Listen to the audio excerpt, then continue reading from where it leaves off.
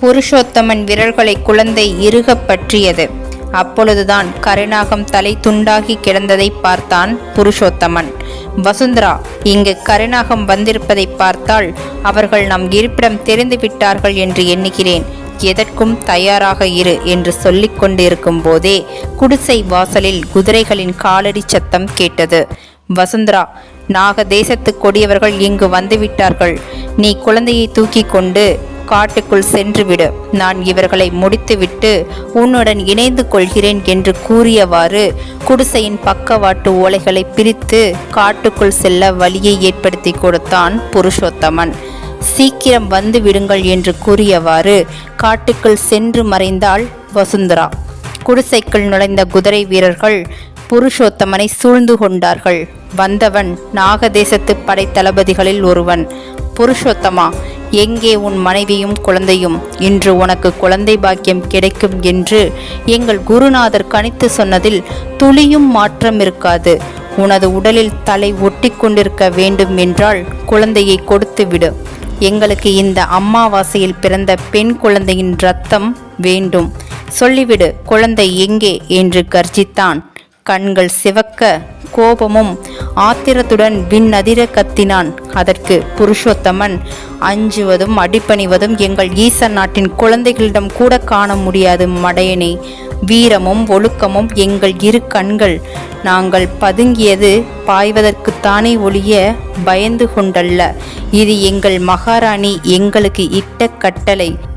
இன்னொன்றும் கூறினார்கள், தேடி வரும் எதிரிகளின் தலை வீடு திரும்பக்கூடாது என்று. சாக தயாராக இரு என்று கூறியவாறு நொடிப்பொழுதில் தனது போர்வாளை கைகளில் எடுத்தவன், முடிந்தால் உயிருடன் திரும்ப பாரடா என உருமியபடி தன்னை சூழ்ந்திருந்த நாகதேச வீரர்களுடன் கடுமையாக சண்டையிட்டான். குடிசை முழுவதும் இரத்தத்தில் குளமானது. இறுதியில் புருஷோத்தமனும் அந்த நாகதேச தளபதியும் மட்டுமே நின்றிருந்தனர். புருஷோத்தமா, உன் வீரம் நான் அறிந்ததே. ஆனால் சூழ்ச்சியிலும் துரோகத்திலும் நாங்கள்தான் பலமானவர்கள். ஒரு நாள் உன்னையும் கொன்று விடுவோம். உனது குழந்தையை கொடுத்து விட்டு உயிர் பிழைத்துக்கொள். இல்லை, உன் மகாராணிக்கு ஏற்பட்ட கதிதான் உனக்கும் என்று சொல்லி முடிக்கும் முன் அவன் தலை தரையில் உருண்டது. ஆனாலும் அவன் கடைசியாக சொன்ன வார்த்தை அவனை உலுக்கி எடுத்தது. நமது மகாராணிக்கு என்ன நடந்தது? எங்களது குல தெய்வத்திற்கு என்ன ஆனது? வீரம் செறிந்த எங்களது தாயை எப்படி வீழ்த்த முடியும்?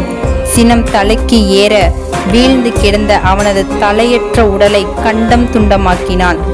காட்டில் குழந்தையுடன் மறைந்திருந்த வசுந்தராவை நாகதேசத்து கொடியவர்கள் சூழ்ந்து கொண்டார்கள். கையில் குழந்தையுடனும் ஆயுதம் ஏதுமின்றி கணவனின் நிலை இப்பொழுது என்னவென்றும் குழப்பத்தில் எதிரில் தன்னை நெருங்கி வரும் எதிரிகளை எதிர்கொள்ள தயாரானாள் வசுந்தரா. அவளது பின்புறம் 2 சிங்கங்கள் குழந்தையின் அழுகுரல் கேட்டு நெருங்கி வந்தது. சிறிதும் சினமடங்காத புருஷோத்தமன் மதம் கொண்ட யானை போல் வசுந்தராவை தேடி காட்டிற்குள் பயணமானான். மறுஜென்மம் தொடரும்.